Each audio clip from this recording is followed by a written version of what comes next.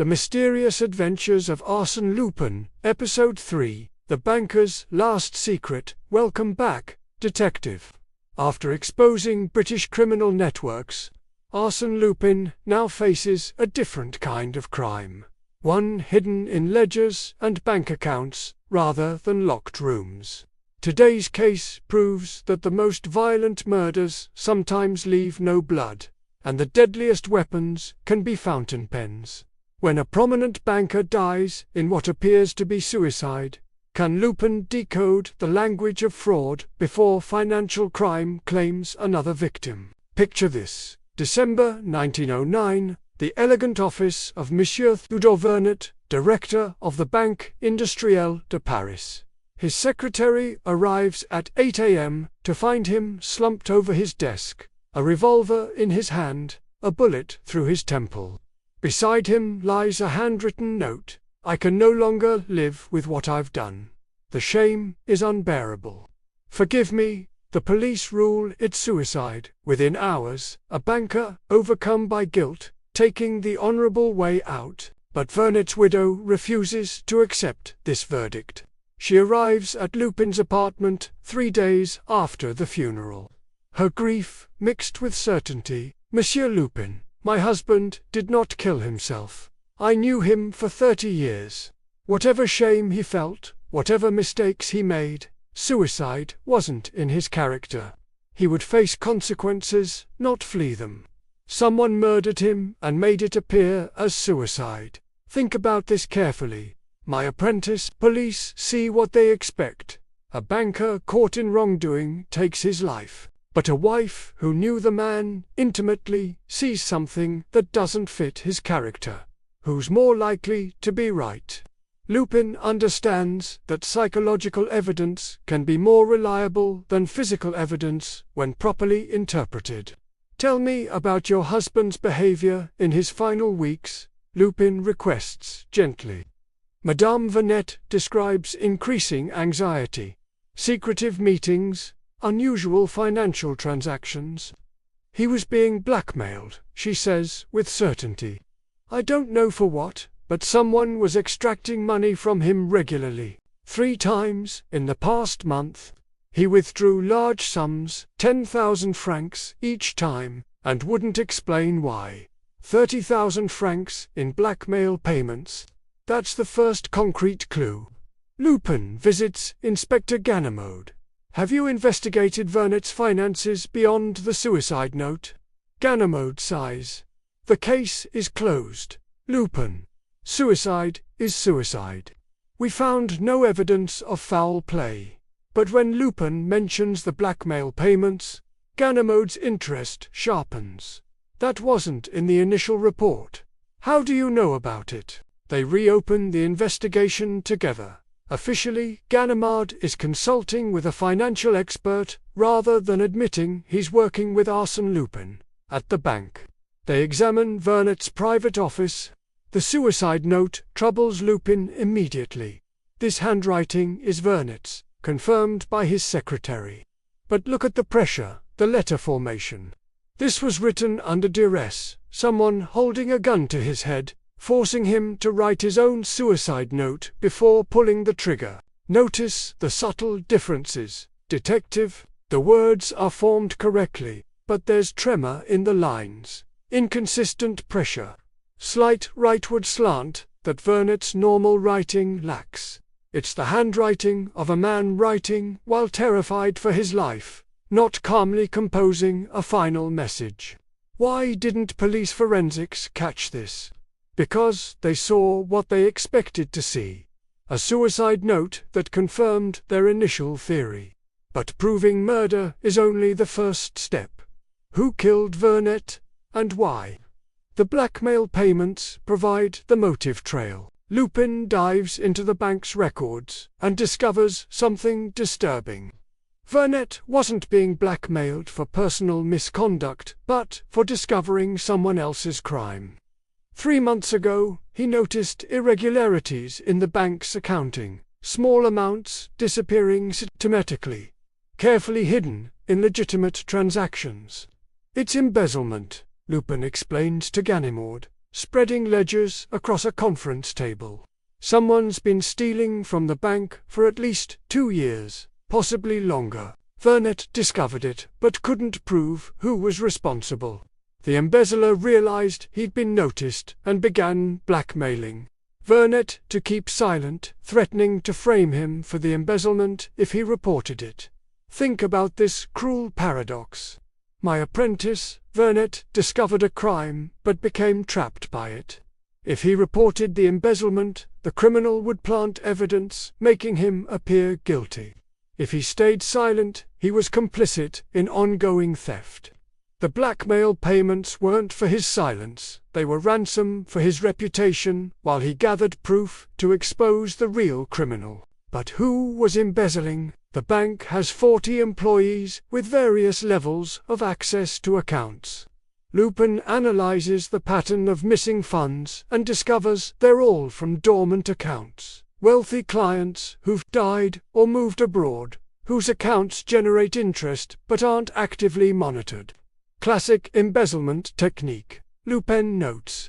Steal from the dead and absent, they don't check their balances. However, accessing these accounts requires senior management privileges. Only 5 people at the bank could execute these transactions. Vernet himself, now dead, the assistant director, Arnaud Leblanc, the chief accountant, Maurice Dubois, the senior investment manager, Claudine Montfort, and the operations director, Henry Gaspard. One of these 4 is an embezzler and murderer. Lupin interviews each suspect, not as a detective but as a potential investor, considering large deposits at the bank. His questions seem innocent but probe for financial knowledge and psychological tells. Leblanc is ambitious, bitter about being passed over for director position. Dubois is meticulous, obsessed with numerical precision. Montfort is sophisticated, manages the wealthiest clients with practiced charm. Gaspard is methodical, runs operations with military efficiency. Any of them could be the embezzler technically, Lupin tells me afterward.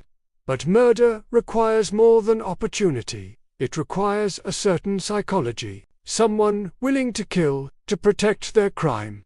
He reviews the case from a criminal's perspective. If I were embezzling and someone discovered it, how would I respond? Not with immediate violence. That's too risky, too obvious. First, I'd try controlling the discoverer through blackmail, buying time to cover my tracks and prepare escape. This analysis points to someone patient, calculating, comfortable with extended psychological manipulation. That eliminates Leblanc, whose ambition burns too hot for patience. It eliminates Gaspard, whose military background suggests direct action over subtle manipulation. That leaves Dubois and Montfort, either the precise accountant or the sophisticated investor-manager. Lupin sets a trap. He arranges for Inspector Ganimard to announce publicly that new forensic analysis proves Vernet was murdered, and investigators are reviewing all bank financial records from the past 5 years. We're close to identifying the embezzler, Ganimard tells the press. An arrest is imminent. It's pure bluff. They have no definitive proof, but it creates pressure. Think about how a guilty person responds to such pressure. Detective, an innocent person, would be concerned but cooperative, trusting that thorough investigation will clear them. A guilty person would panic, realizing their carefully constructed cover is collapsing. The question is, how will that panic manifest? The answer comes within 24 hours. Claudine Montfort doesn't flee or destroy evidence. Instead, she does something far more dangerous. She attempts to kill the one witness who might expose her. Vernet's personal assistant, a young man named Philippe Courbet, who'd been helping Vernet gather evidence against the embezzler. Lupin had anticipated this move and positioned himself as Courbet's bodyguard, not revealing his identity but staying close to the assistant. When Montfort arrives at Courbet's apartment late that night, Lupin is waiting. She brings poisoned wine, claiming it's a gift from grateful bank management for his loyalty during the investigation. The same method she likely used to weaken Vernet before forcing him to write the suicide note and pulling the trigger. Madame Montfort, Lupin steps from the shadows as she's about to leave. I believe we need to discuss your embezzlement scheme and Monsieur Vernet's murder. Her sophisticated composure cracks instantly. She reaches for a small pistol in her purse, but Lupin is faster, disarming her with practiced ease. The wine is poisoned, isn't it? The same poison you used on Vernet before staging his suicide. The confession comes in fragments, each more damning than the last. Montfort had been embezzling for 3 years, stealing nearly 500,000 francs from dormant accounts. Vernet discovered discrepancies 2 months ago and confronted her privately, hoping to resolve it quietly, without scandal. She responded by blackmailing him, claiming she'd plant evidence, making him appear to be the embezzler if he reported her. But blackmail wasn't enough, Lupin says grimly. Vernet was too honest to stay silent forever. He kept gathering evidence, building a case against you. You realized he'd eventually expose you regardless of threats, so you decided to eliminate him and frame it as suicide of a guilty banker. 2 birds, 1 stone, remove the threat and reinforce the false narrative that he was the embezzler. Her method was coldly efficient. Poison his evening tea to weaken him. Arrive at his office when no one else was present. Force him at gunpoint to write the suicide note. Then shoot him and place the gun in his hand. The positioning, the angle, the powder burns, all consistent with suicide if you don't look too carefully. And police didn't look carefully because they accepted the obvious explanation. Why? Lupin asks, genuinely curious about what drives someone from embezzlement to murder. Montfort's answer is chillingly banal. I spent 20 years managing wealth for people who never earned it, never appreciated it, never did anything meaningful with it. I decided I deserved a share. The embezzlement was justice. The murder was necessity. You might understand, Lupin, you steal from the wealthy too. But Lupin's response cuts through her rationalization. I steal objects, not lives. I take from those who can afford loss, not from trusting investors, and I certainly don't murder to cover my crimes. You're not a revolutionary redistributing wealth. You're a killer protecting your theft. There's no nobility in that, no justification, no comparison to what I do. Think about this distinction, my apprentice. Both Lupin and Montfort operate outside the law, both steal from the wealthy. But Lupin maintains ethical boundaries, no violence, no innocents harmed, a code of honor. Montfort crossed every boundary, betraying trust, destroying a good man, all for personal greed. The difference between a gentleman thief and a common murderer isn't the theft, it's everything else. Inspector Ganimard arrives with officers to arrest Montfort. The evidence is overwhelming. Her fingerprints on the poisoned wine bottle, financial records showing she was the only person with access to all the embezzled accounts, Vernet's hidden notes identifying her as the embezzler, and most damning, her attempted murder of Kerber, witnessed by Lupin. At trial, Montfort's sophisticated facade completely collapses. She's convicted of embezzlement, blackmail, and first-degree murder, sentenced to life imprisonment. The bank recovers most of the stolen money from her hidden accounts. Vernet's reputation is fully restored. The newspapers that printed stories about a corrupt banker's suicide now print retractions about an honorable banker murdered for his integrity. Madame Vernet visits Lupin after the trial to express gratitude. You gave me back my husband's honor. That matters more than justice, more than recovered money. You proved he was the man I always knew he was. Lupin accepts her thanks quietly. uncomfortable with praise for doing what he considers basic decency. So tell me, detective, what does this case reveal about white-collar crime? Montfort's embezzlement was sophisticated, hidden in complex financial transactions that most people couldn't trace. But murder exposed her because violence attracts scrutiny that financial crime often avoids. If she'd simply continued embezzling and accepted Vernet's exposure, she might have fled with her stolen money and escaped severe punishment.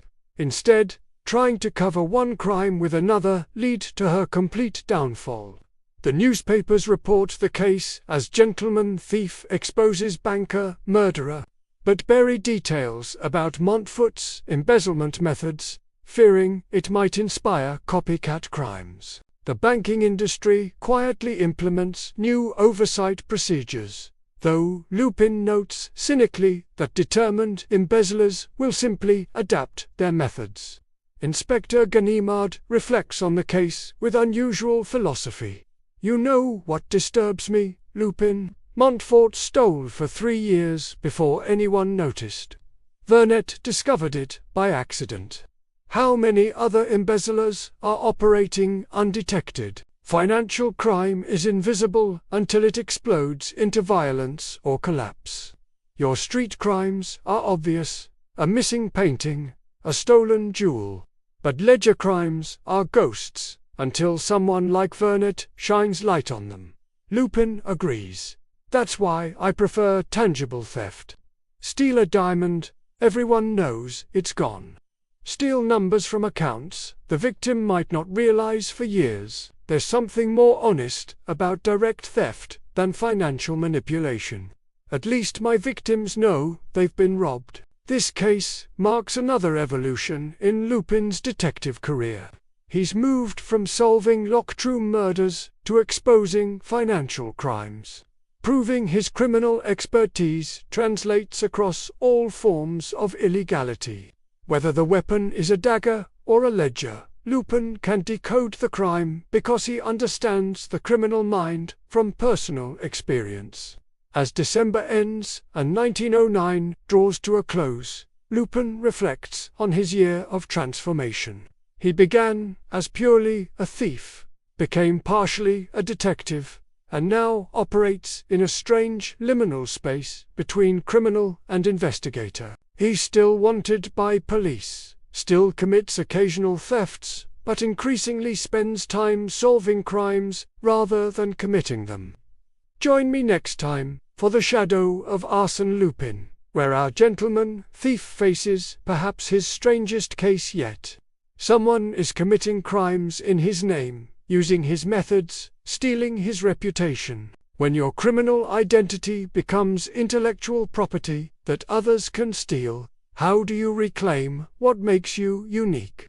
Lupin will learn that protecting his legend is harder than building it, and that imitation isn't always flattery. Sometimes it's identity theft of the most personal kind.